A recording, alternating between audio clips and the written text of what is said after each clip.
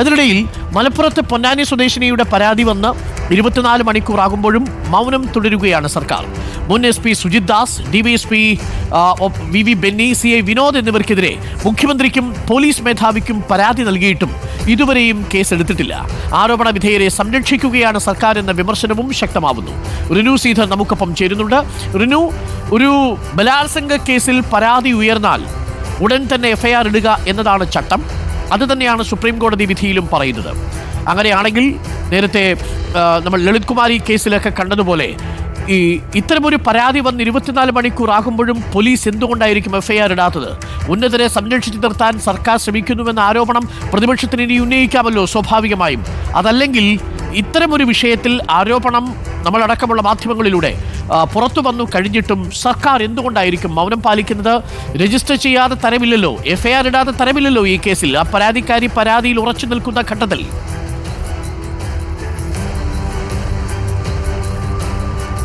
തീർച്ചയായും അരുൺകുമാർ, അസാധാരണമായ ഒരു നടപടിയാണ് പോലീസിൻ്റെ ഭാഗത്തു നിന്നുണ്ടാകുന്നതെന്ന് പറയാതിരിക്കാൻ കഴിയില്ല. കാരണം ഇന്നലെ ഏകദേശം ഇതേ സമയത്താണ് മുഖ്യമന്ത്രി പിണറായി വിജയനും സംസ്ഥാന പോലീസ് മേധാവിക്കും മലപ്പുറം ജില്ലാ പോലീസ് മേധാവിക്കും ഈ വീട്ടമ്മ പരാതി ഇമെയിൽ സന്ദേശം വഴി അറിയിക്കുന്നത്.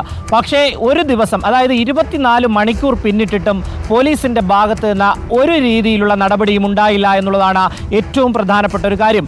മുഖ്യമന്ത്രി പോലും ഇത്തരമൊരു അന്വേഷണത്തിന്, അതായത് ഈ പരാതി ഫേക്ക് ആണെങ്കിൽ പോലും, അല്ലെങ്കിൽ അവർ അതിന് പിന്നിൽ ഗൂഢാലോചന ഉണ്ടെങ്കിൽ പോലും ഇത് അന്വേഷിക്കേണ്ടതായിരിക്കുന്നു. പക്ഷേ ഇതുവരെയും FIR രജിസ്റ്റർ ചെയ്തിട്ടില്ല എന്നുള്ളതാണ്. താൻ അനുഭവിച്ച യാതനകൾ, താൻ അനുഭവിച്ച ദുരിതം, തന്നെ 3 പോലീസ് ഉദ്യോഗസ്ഥർ ബലാത്സംഗം ചെയ്തു എന്നതടക്കമുള്ള കാര്യങ്ങൾ, 2 ഉദ്യോഗസ്ഥർ ബലാത്സംഗം ചെയ്തു, ഒരാൾ പീഡിപ്പിക്കുവാൻ വേണ്ടി ശ്രമിച്ചു, കടന്നു പിടിച്ചു, ആക്രമിച്ചു എന്നതടക്കമുള്ള വിവരങ്ങളാണ് ഈ പരാതിയിൽ ആ സ്ത്രീ പറയുന്നത്. പക്ഷേ അത്തരമൊരു പരാതി സർക്കാരിൻ്റെ ഭാഗത്ത് കിട്ടിയിട്ട്, മുഖ്യമന്ത്രിക്കടക്കം കിട്ടിയിട്ടും FIR രജിസ്റ്റർ ചെയ്ത് കേസെടുക്കുവാൻ വേണ്ടിയിട്ടുള്ളൊരു നടപടിയിലേക്ക് പോലീസ് പോയില്ല എന്നുള്ളത് ഏറ്റവും ദുഃഖകരമായിട്ടുള്ള കാര്യം തന്നെ എന്ന് പറയേണ്ടി വരും. ആ ദുഃഖം എന്നുള്ള വാക്ക് തന്നെ നമുക്ക് കൂട്ടിച്ചേർക്കേണ്ടി വരും. കാരണം വനിതകൾക്ക് അടക്കം, സംസ്ഥാനത്തെ ഓരോ പൗരനടക്കം നീതി നടപ്പാക്കേണ്ടുന്ന സംസ്ഥാനത്തെ പോലീസ് ഉദ്യോഗസ്ഥരാണ് ഈ സ്ത്രീയെ ഈ രീതിയിൽ ക്രൂരമായി ബലാത്സംഗം ചെയ്തിരിക്കുന്നത്. ഒപ്പം മുതിർന്ന SP ഇപ്പോൾ ആരോപണ വിധേയനാണ്, സസ്പെൻഷനിലാണ് അദ്ദേഹം.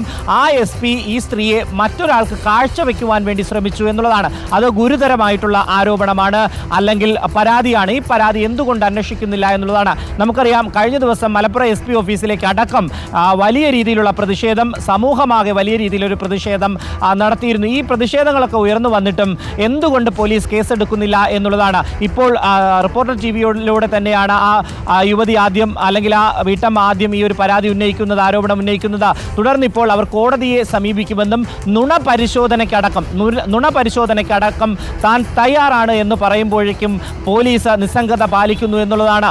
കോടതിയെ സമീപിച്ചാൽ കൃത്യമായി തന്നെ പോലീസ് നിർദ്ദേശം നൽകും FIR എടുത്ത് കേസ് രജിസ്റ്റർ ചെയ്യുവാൻ. അത്തരമൊരു നാണക്കേടിലേക്ക് പോലീസ് പോകുന്നു എന്നുള്ളതാണ്. കോടതിയുടെ നിർദ്ദേശം വന്നാലേ ഈ സംസ്ഥാനത്ത് ഒരു സ്ത്രീക്ക്, അല്ലെങ്കിൽ ആ സ്ത്രീ ഉന്നയിച്ച പരാതിക്ക് കേസെടുക്കൂ എന്നുള്ള ഒരു മട്ടിലേക്ക് പോലീസ് പോകുന്നു. അതേസമയം നമുക്ക് ലഭിക്കുന്ന വിവരമനുസരിച്ച് ഇന്ന് അത്തരത്തിലൊരു നടപടിയിലേക്ക് പോലീസ് പോകാൻ സാധ്യതയുണ്ട്.